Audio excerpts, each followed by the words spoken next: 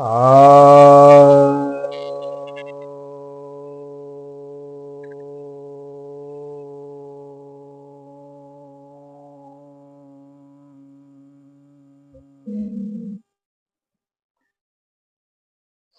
भक्तजनों को सप्रेम नमन। तो आज आपकी जिज्ञासा का समाधान लेकर आया हूँ। एक जिज्ञासा यह आई है, पिछले जन्म को जानने पर उस जन्म की भाषा क्यों नहीं याद रहती, घटना ही क्यों याद आती है।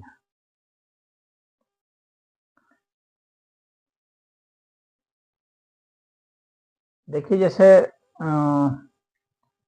स्वप्न होता है, स्वप्न में आप देखेंगे कोई भाषा नहीं रहती, फिर भी आपको बात समझ में आती है कि मतलब क्या चल रहा है, इसमें मैसेज क्या आ रहा है, लेकिन उसमें जो भाषा का प्रयोग होता है वो आपको नहीं पता। ठीक वैसे ही जो पिछला जन्म जो पास्ट लाइफ रिग्रेशन से जो देखा जाता है, तो उसमें भाषा नहीं होती है, क्योंकि वह स्वप्न जैसा ही मालूम पड़ता है। आपको उसमें चित्र दिखते हैं और आपको एक इंट्यूशन से ही पता चलता है कि ये इस तरह से बोला जा रहा है।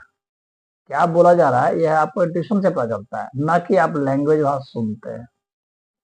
जैसे स्वप्न में आप लैंग्वेज नहीं सुनते, लेकिन आपको पता चलता है कि ये बोला जा रहा है, तो वह एक अलग ही उसकी भाषा, उसकी दुनिया ही अलग है। स्वप्न की दुनिया अलग है, वह आपकी दुनिया से लिंक करती है, लेकिन वह कुछ अंदर की दुनिया भी है। तो हम लोग के शरीर में वह एक अलग आयाम पर है और वहां पर कोड फॉर्म में ही कुछ बोला जाता है।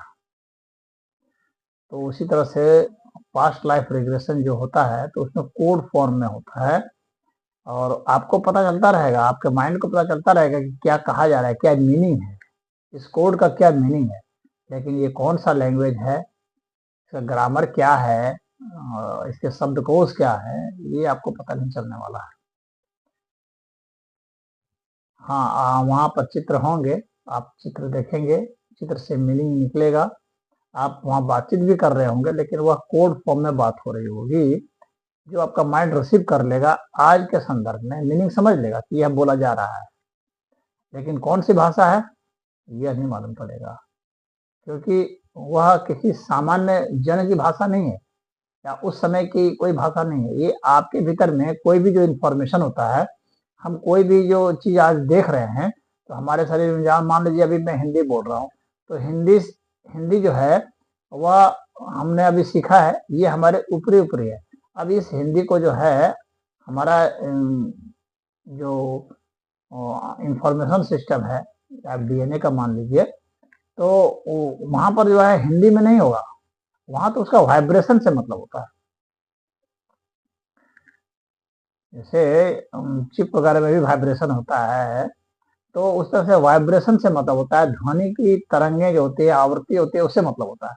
तो ध्वनि तरंगों की आवृत्ति से कोड बन जाता है, फिर उस कोड का फिर कोड बनता है। इस तरह से कई कोड बनते चले जाते हैं, वो शरीर में रहते हैं। तो जब आप पास्ट लाइफ रिग्रेशन करते हैं, तो वो कोड में आप चले जाते हैं। वहां पर आपको वो लैंग्वेज का पता नहीं चलेगा, आपको वाइब्रेशंस का पता चलेगा, वह भी साइलेंट वाइब्रेशंस का। मतलब वह वाइब्रेशन जो कि पिक्चरस फॉर्म में है। तो वो ध्वनि जो है, वो ध्वनि जैसी नहीं मालूम पड़ेगी, बस वो आपको मालूम पड़ेगी कि हाँ कुछ बोला जा रहा है, आप समझ जाएंगे क्या बोला जा रहा है। लेकिन किस भाषा में बोला जा रहा है, ग्रामर क्या है, व्याकरण क्या है, तो वह आपको नहीं पता चलेगा, या किस रीजन का लैंग्वेज है ये, क्योंकि वहाँ उस लैंग्वेज से मतलब नहीं होता है, वहाँ पर उस वाइब्रेशन नोट से मतलब होता है। तो वाइब्रेशन नोट जो वहाँ पर आ रहा है, नोटेशन जो बन रहे हैं, तो उसका जो है वो पिक्चर फॉर्म में क्या नोटेशंस बन जाएंगे और क्या फॉर्म आ जाएंगे, उसके हिसाब से होता है। तो ये रहस्यमय दुनिया का है। वह अभी जैसा नहीं है कि अभी कोई रिकॉर्ड कर दिए और फिर जो है उसको ट्यून कर दिए उस हिसाब से। अभी वो टेक्नोलॉजी हम लोगों ने हासिल नहीं की है कि माइंड में जो कोडेड फॉर्म में है उसको हम लोग जो है लैंग्वेज में भी कन्वर्ट कर सकें, अभी वो नहीं है। ऐसा समय आ सकता है कभी भविष्य में जब उसको लैंग्वेज में कन्वर्ट करना हो जाएगा, तब फिर ऐसा हो पाएगा। लेकिन इस समय कोई ऐसी तकनीक नहीं है कि उसको भाषा में बदल के दिखा सके, बता सके या वहाँ सुनाई पड़ जाए। तो इसमें इतना ही।